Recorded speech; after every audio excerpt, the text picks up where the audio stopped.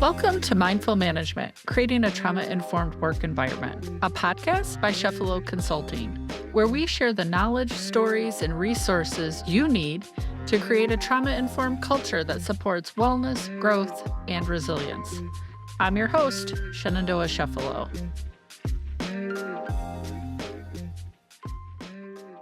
Welcome, everyone. We're so excited that you've joined us on today's episode of Mindful Management, Creating a Trauma-Informed Work Environment. We're delighted to welcome Andy Fry, a seasoned Oracle projects consultant with over 2 decades of experience in enhancing operational efficiencies and business success across various industries. As the principal consultant at Quantis Consulting Corps since 2008, Andy specializes in Oracle projects and Oracle financials, helping organizations maximize their software investments through tailored implementations, training, and strategic consulting. His career is marked by a commitment to transforming project-related organizations into more productive and profitable entities, leveraging his deep industry knowledge and passion for technology solutions. Andy is also an author, and his latest book, Trust Paradigm, digs deep into trust, explaining how our relationships have a dynamic 3-way factor, and it also provides understanding and steps to improve trust in our relationships. Andy, welcome. We're so glad to have you today. Thanks, Shen. Thanks for having me. I appreciate it. Andy, in your career in project management consulting, it spanned over 2 decades. Could you maybe share a pivotal moment that might have shaped your career path or philosophy in this? One thing I realized probably in my 20s was that most of the success that I had in my life, or the opportunities that I had in my life, was really a result of somebody else really stepping in and giving me some guidance. And, there was always sort of this, there was a few formal mentors, but there was a lot of people that just took me under their wing and kind of helped me along, or just gave me some advice and these one-off sort of things that kind of helped me through my career.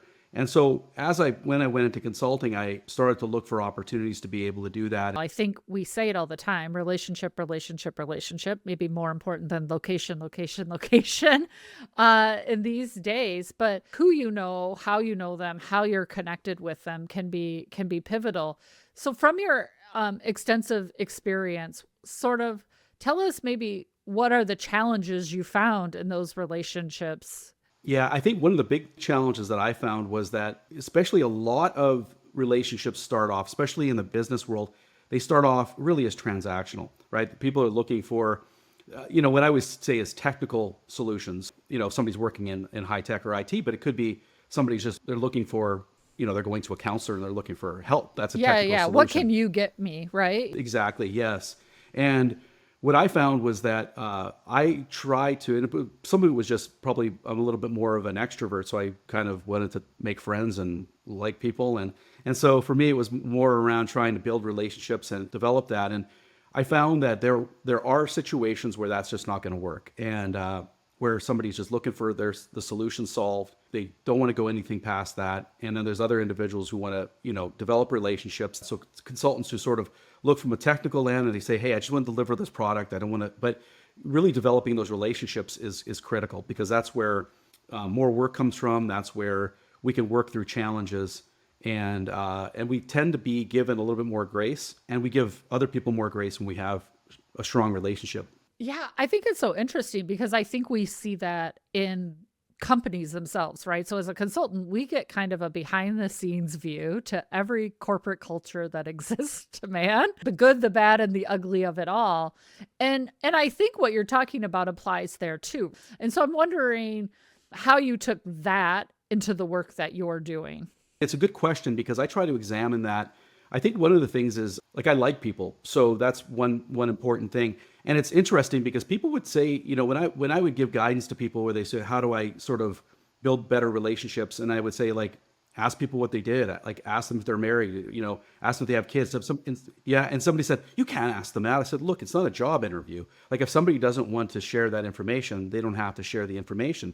And if we're not creepy, or we're not doing it, and I think a lot of it is doing it from a place of curiosity, as opposed to a place where I'm going to use that information for my own benefit later, in the sense of I'm going to use it against them. It's more, I just want to build a relationship with somebody. Yeah, I mean, you got to be intentional about what you're asking and know why you're asking it. So, Andy, from your experiences, what are the common challenges that you've encountered kind of across industries in the work that you do? What are some themes that it seems like no matter where you go, right? It's the same thing over and over.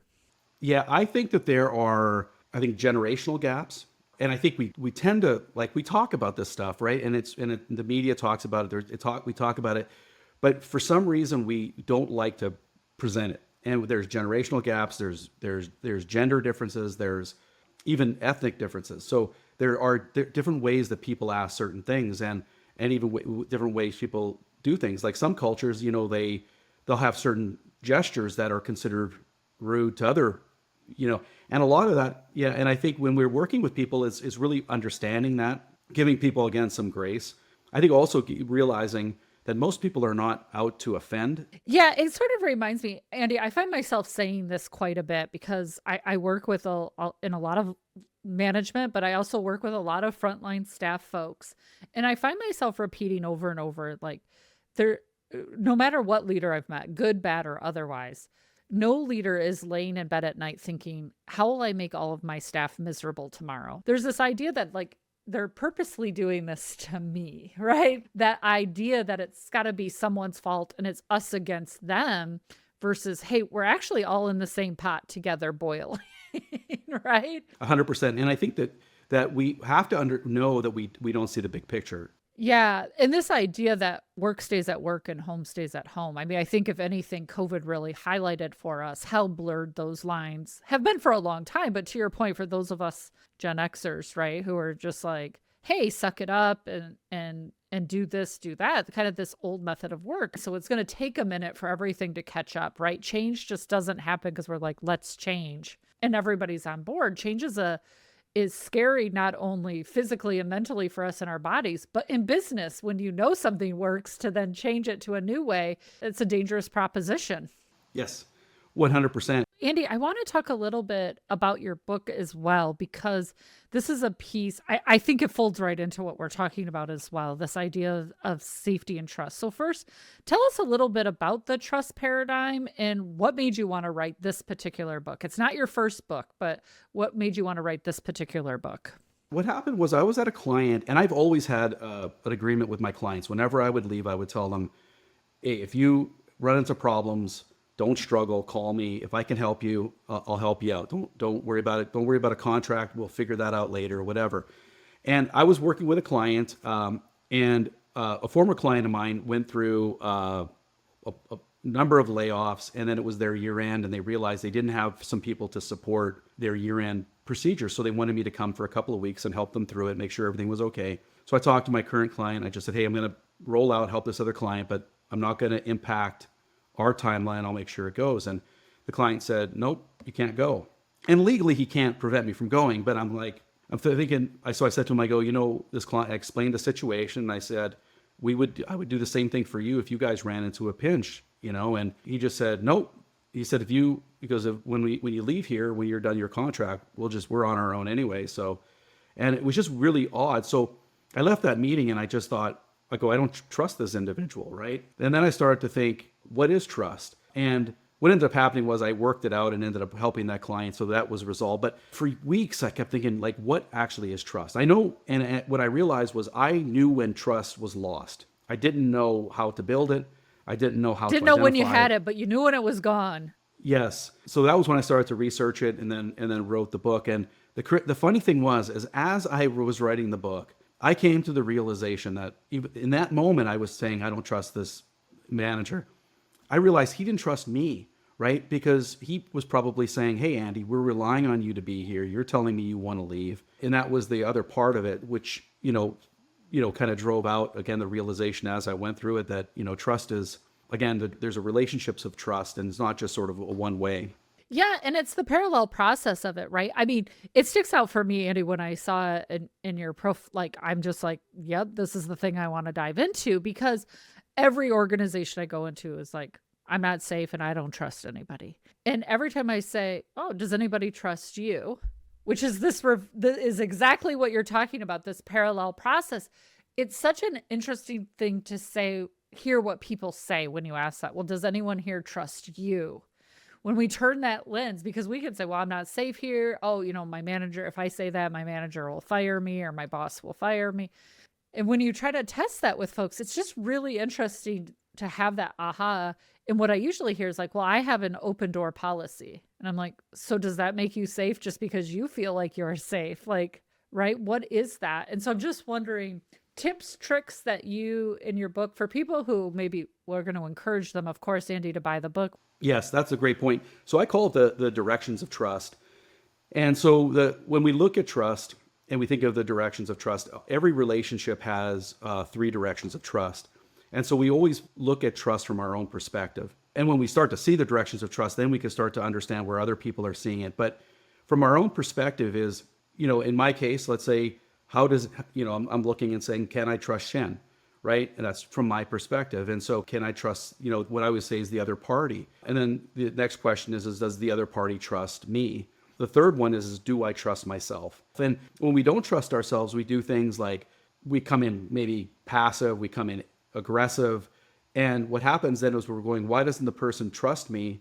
Well, because, the person was cutting someone off, or they were doing all of these things because they weren't trusting themselves. And understanding that is really critical. And so all of these things are always going on. And then when we recognize that the other side of that equation is another individual who's making exactly the same sorts of decisions, and that's what everybody's working through. So knowing those three directions, we can better understand how do we actually manage those relationships. So I'm just wondering for you, how curiosity ties in with this trust building as well.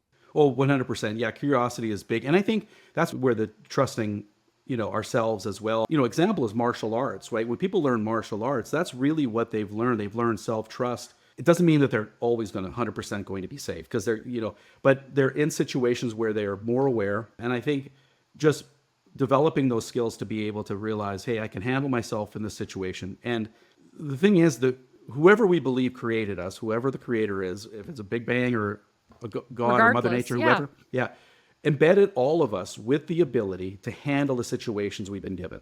Yeah. So I want to revisit your three directions here real quick. It just hits home so much for me personally, right? Which is like the constant thing. Cause like you, I'm a consultant, so it's all the time. So can I trust this person? Do they trust me? I think I spend a lot of time in those two realms, right? And then do I trust myself? Which now we're getting into what probably many people would categorize. And I know you did a post on this. I get to internet stalk you, right?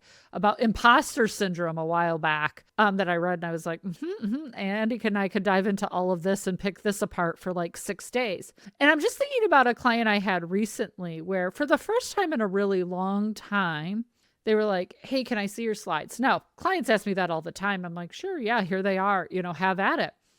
But then this client decided, first time in a long time, where they were like not only providing feedback, but like very intricate, detailed feedback to the point where I was like, it was micromanagement, right? And I was like, first, I don't like it. It's partially why I'm a consultant and work for myself, is that I wanted to get out of that realm of thing. And two, what's really going on here, right? Which was the piece that I kept thinking. And what I realized is they don't trust me. They don't trust that I know what I'm doing. And so it was really interesting that I just let them change, like, which I normally wouldn't do. I would normally push back when a client was trying to change language or lighten language. And I didn't. I just let them kind of have at it. And then got to the day of the event.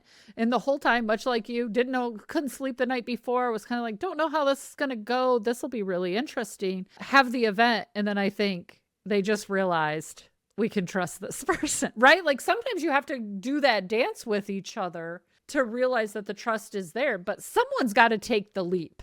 Someone's got to take the risk. And I think that's in this business settings that we're talking about, that can be the stopping point, is that I don't want to jump till Andy jumps, but Andy doesn't want to jump till I jump. And then we just get stymied in the waiting.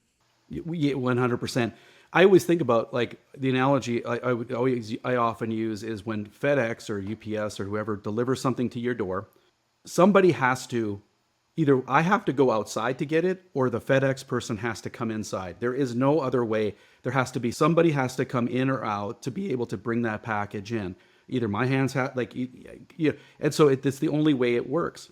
And so it's impossible to have something delivered to the door that ends up inside the home. Somebody has to do something. And that's really where it is. The more we get to where, when trust is really strong, we're able to go much further out and they're able to come much further in. So what's the first step? Andy, let's say I'm in an environment where I don't feel like the people that I can trust the people. So trust is made up of four components. It's credibility, authenticity, reliability, and empathy. And so credibility is the ability to do something. It's the ability to do something, or it's the ability to do what someone else thinks we can. That's an important distinction because there are times, and I've had it where, I go show up at a client and they say, you're brought in, they start talking about something. I'm going, I'm the wrong guy. No, that's not my skill set. And so to them, they had a different idea of what I could do. And so credibility is always around ability. It's always, and it's usually that we've shown that we have those skills.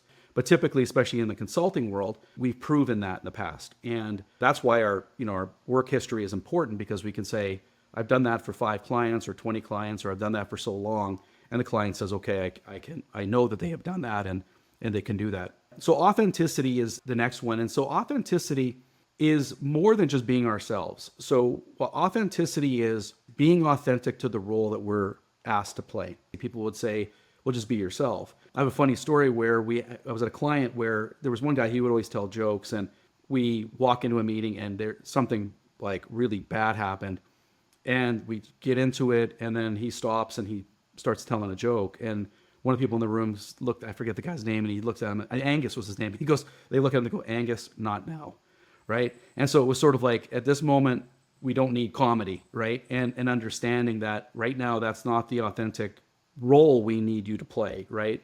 And, this is difficult for people because we realize we've got lots of roles where we might be a partner or a parent, or we're adult children, we're friends, neighbors, all these different roles that all require different things of us, and to be different at different times, and understanding what's expected of us.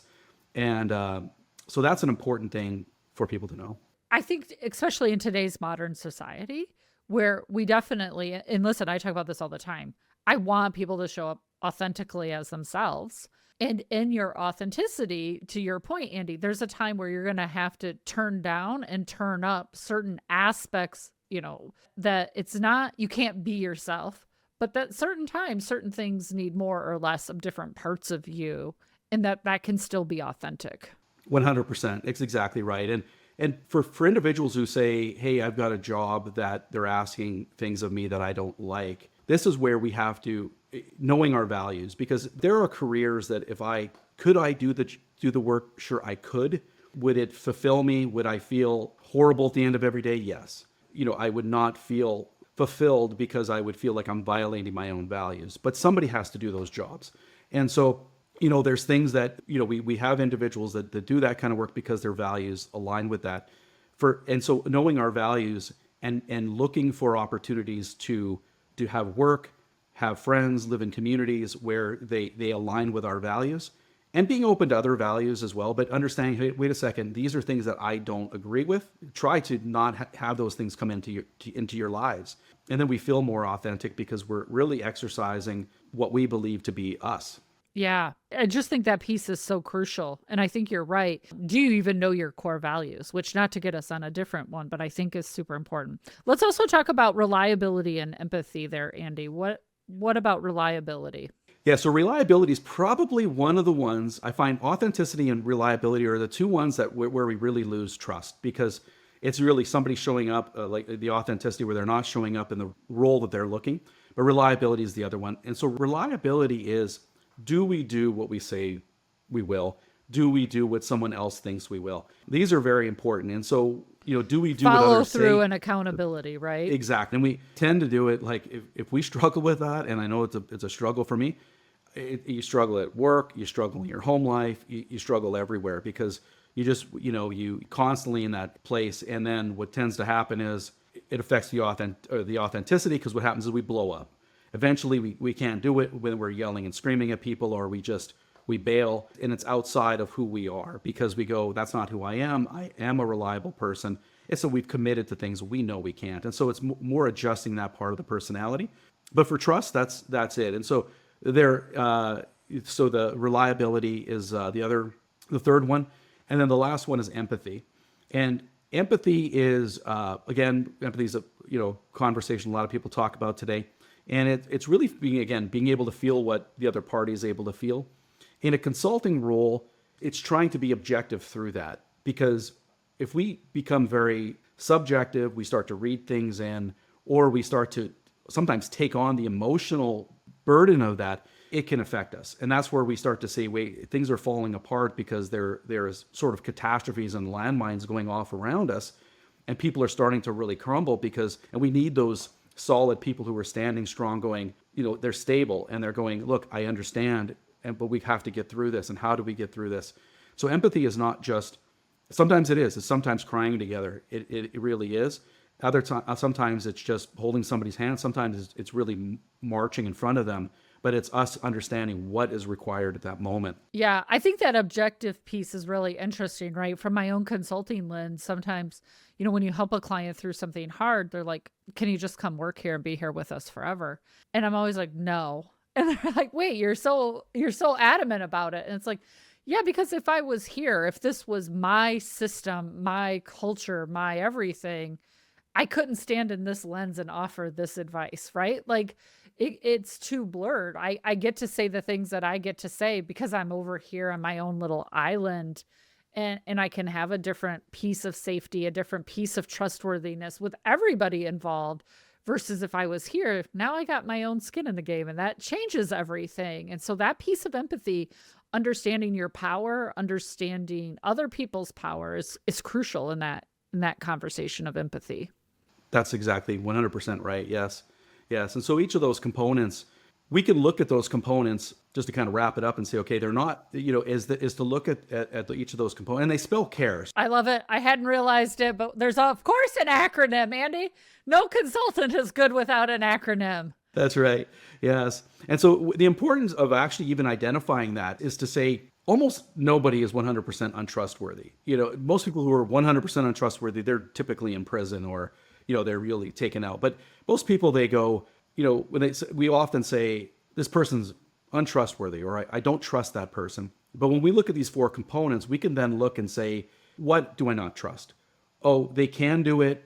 Hey, they are reliable, but they're behaving in a manner that doesn't work with us. Super powerful stuff. By the way, we'll put a link for everybody in the show notes to Andy's book so you can buy it, have it. Andy, I'm thinking about the people who are listening, right? And some of them, like you in your own background, come from really large systems.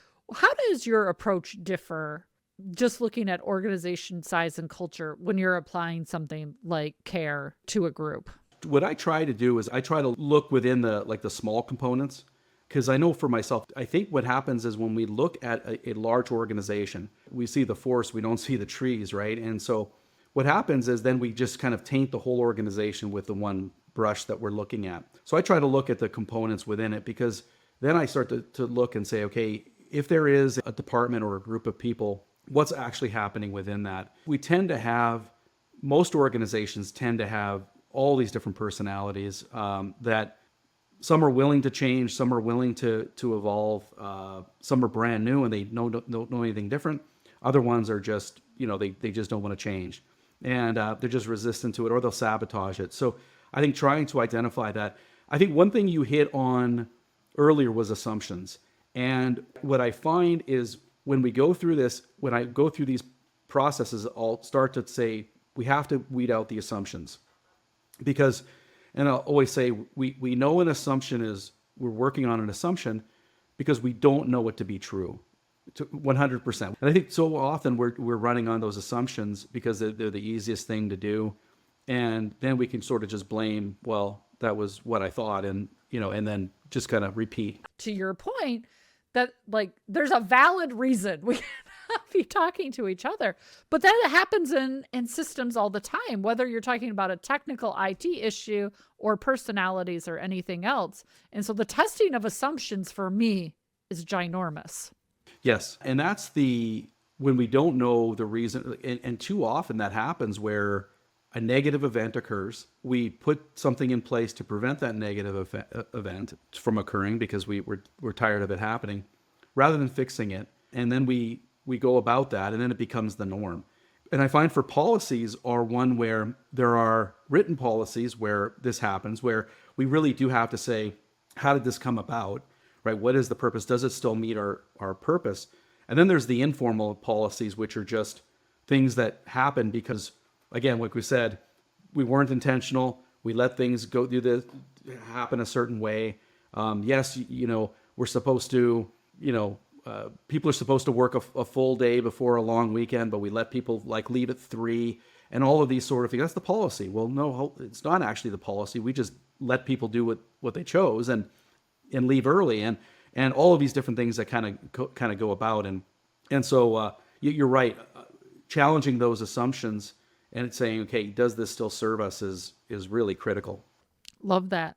I want to ask you quick fire questions. And one of the things I'm thinking about is you kind of just envision trends, right? Like, what do you see coming down that you think will impact our work the most over the next maybe 3 to 5 years? Yeah, I think it's interesting because I think the generation difference, and it's interesting because I think that's a big change. I think us knowing what Gen Z, like us being, because I'm on the other end of it, we're both is understanding how to get them engaged. I'm worried not about Gen Z, by the way. I'm worried about Alpha. I'm going to call it right out. Gen Alpha, I think, is going to be a huge change in the workforce. Yes, I agree. Yes, 100%. Yes. And I think us being prepared for that is really important. This kind of leads me to one of the other questions I wanted to ask you is, what do you think are those key skills or competencies that you think are essential, maybe for consultants, but even just in the workforce right now? What do you think are the essential key skills and competencies? I think critical thinking for sure. I had talked to somebody recently where they didn't like to read, and I said, look, you'll improve your critical thinking when you read, because you're reading. Like if we watch news or we watch videos, we're really being told what somebody else is thinking. When we read, yes, we're being told what the author put down, but it's a different process. We're reading, we're processing, we're thinking, we're chewing up the data, and our brain is that kind of processing it. I think reading is that. My advice to anybody who, if you know somebody or let's say somebody who doesn't like to read. I find that critical thinking, I was just having this conversation with another guest recently about wondering. Like, two things for me are missing from society: waiting and wondering, right? Like, and I'll use just this example. My husband and I were watching football last night, and one of us said, hey, where did he used to play? Now, in the old days, you'd have to wonder about that for a minute, right? And you'd be like, was it here? Was it there? No, in the new day, right? We both just pulled out our phones and we're like, oh yeah, it used to be at the Saints. Like, you don't have to write that piece of critical thinking where it's like, you don't even have to think for more than 1 second. All you have to do is just type it in. And that piece, and again, right, we're Gen Xers, so it's like, we used to wait. That used to be the activity. Or just waiting. You'd wait for the bus. You'd wait for your parents to pick you up. You'd wait to see. You weren't texting, I'm 5 minutes away, I'm 3 minutes. You're just waiting. They'll be here when they get here, kind of thing. And I think those two things are crushing us right now, wondering and waiting. Those are great points because, like I've said to people before, we don't, like, as a kid, we used to like lay on our bed and daydream, right? And just, that was, Wonder, I mean, yes. Yeah, that's right. Yes. And you just kind of, yeah, and I would say fantasize. You just kind of went into la la land, and I think success to me is success lives where sort of delusion and reality meet, and we need a little bit of delusion, and we need a little bit of reality. If we're heavily delusional, we're not going anywhere because we're living in a fantasy. And if we only look at reality, we would do nothing because it would just be too hard, and there's too many signs saying you can't do it. So we have to, but where we get there, like you said, in that wondering space where we go, I wonder if, and then you fill in the blank, So Andy, one of the things I was wondering as I was listening to you talk about the technical thing is, I wonder if Andy could help us build a real CRM just for consultants. That was my wondering. I have this dream of finding all the people who could build the thing I actually need, which is not any of the things on the market. So, Andy, it's been a joy having you. I'd like to ask you some quick fire questions. And the first one, what do you know, is what's the latest book or television show that's caught your attention, by the way, for fun or for work? And why did it stand out to you? Yeah, I'm actually doing some research on the standard deviation. So what I found with the standard deviation, I remember taking like way back in statistics, before, 40 years ago, maybe not 40 years ago, 30 years ago. Gotta love statistics. They'll say whatever you want. Yes, yes. And I remember learning it and going, what is this going to help me? Like, I'm not going to be building tires or building rocket ships. Like, it doesn't serve me. But as I've gone through like life and I start to realize that distribution of a population is, I've always seen it to be real. And the thing that amazes me is that we don't have to be in the third standard deviation. We don't have to be an expert, right? We don't have to be Tom Brady, right? Or pick your Michael Jordan, pick whoever it is. But if we can move to the second standard deviation, we are going to be a phenomenal success. And so I'm always fascinated with the, moving from that first standard deviation, the average, to just be getting out of that, and if someone is on the bottom end of the average, okay, they have to start moving to the middle of the average and then the top of the average, and there's work there. But that's the thing that I'm reading more about, trying to look at it from trying to figure out more from a statistics perspective and trying to say, okay, how do we apply that in a sort of a regular, not just a historical, hey, here's the distribution of the population, just in a day-to-day thing.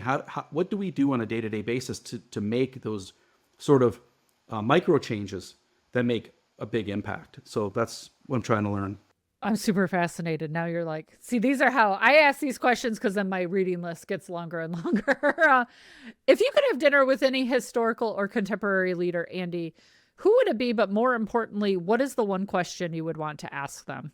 I'd say it would be Ben Franklin. And yeah, I think, and I would really, one thing I would ask him is really how he pursued and how he was able to juggle all of the conflicting ideas and drivers that were going on while he gets given a lot of credit. Britain, he was pushed from really what we would consider radicals today, primarily in the New England area, and he was older than all of the founding fathers, but how he managed that sort of all that tugging and pulling and what his thought process was around it, how he dealt with his own sort of whatever challenges he would have, and the generational gaps as well, right? Like there's a big difference between Ben Franklin and George Washington, right? Like the age wise, like there's a huge gap there that I think in modern times we sometimes are like, they're the same. It's like, not exactly. Exactly. Yes, that's right. Yes. He says that was who I would like to talk. And I know he was actually a comedian. That was his background. A real Renaissance kind of guy, right? All these things. So yeah, he's who I would like to.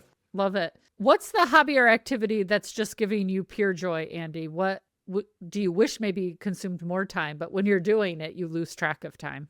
Yeah. My daughter competes in track and field, so I help out with some of the coaching. And what I find there is, I remember when my dad he coached when we were kids, and he would say it was the only time stood still for him was when he would coach. And I found that, I used to coach my son in hockey, and with track, I find that, yeah, that's the one thing that I find it just, and I really look forward to it. It's actually I have a hard stop on the days where we have practice. So it's actually, it's like, there's times where, again, I add stress where, hey, I got to leave this meeting or I can't meet this time, but it actually builds some boundaries for myself as well. And then it gets me outside and I it think gets that's me around the critical. also. Like I say this all the time to my staff is like, sometimes you have to build those bumpers, those boundaries so that, because you'll screw it up yourself if you allow, like, you'll be like, oh no, we can go over, right? If you don't have the hard thing. And so sometimes you got to build those in. They're super crucial to keep you where you know you need to be. Yes, that's right. 100%. Oh yes. Exactly. Yeah. Andy, tell our listeners, where can they find their books? How can they connect with you? How could they learn more about you and the amazing work you're doing? Yeah. So my books are on Amazon. And so there's the Trust Paradigm. There's actually another book called The Trust Paradigm, but mine is the blue and gold one. So it's The Trust Paradigm, Andy Fry. And then also there's a book called The Consultant's Code, which was my first book. So those are both there. If they want to reach out to me, they can find me on LinkedIn, or they can email me at, I'm kind of old school, so it's probably the best way to reach me, Andy at andyfry.com, and Fry is spelled Fry. So yeah, it's Andy at andyfry.com. And yeah, we'd love to hear from people. Love it. We'll put links to all of these things, including Andy's email, in our show notes as well. Andy, thanks for stopping by. Thanks for being a guest today. It was a pleasure having you. I think I'm going to need to have you back again because I've got more questions. So that's how it works. When you're the host, you get to have whoever you want. For the rest of you, thanks so much for tuning in to Mindful Management, Creating a Trauma-Informed Work Environment. For more resources and helpful tools, as always, please check the show notes or head over to chefaloconsulting.com. If you enjoyed today's discussion, show your support by liking, commenting, following, and reviewing this episode on your favorite podcast platform. Your feedback helps us reach more listeners and brings even better content your way. But we'd love to hear from you. Drop a comment on Spotify or YouTube. Share what topics you'd like us to cover, or tell us what you liked or didn't like about what Andy and I talked about here today. Or maybe you know a perfect guest for our next episode, and maybe it's even you. If so, drop us a note. We'd love to hear for it. Thanks again for listening. And remember, we can do hard things one step at a time. Thanks, everyone. Thanks, Andy. Thanks, Shen. Mindful Management, Creating a Trauma-Informed Work Environment is brought to you by Chefalo Consulting. To learn more about Chefalo Consulting and our trauma-informed change management and professional development solutions, please visit chefaloconsulting.com. That's Chefalo, Chefalo, consulting.com. Make sure you don't miss these transformative conversations by subscribing to Mindful Management wherever you get your podcast. Thanks for listening. And remember, change happens one step at a time.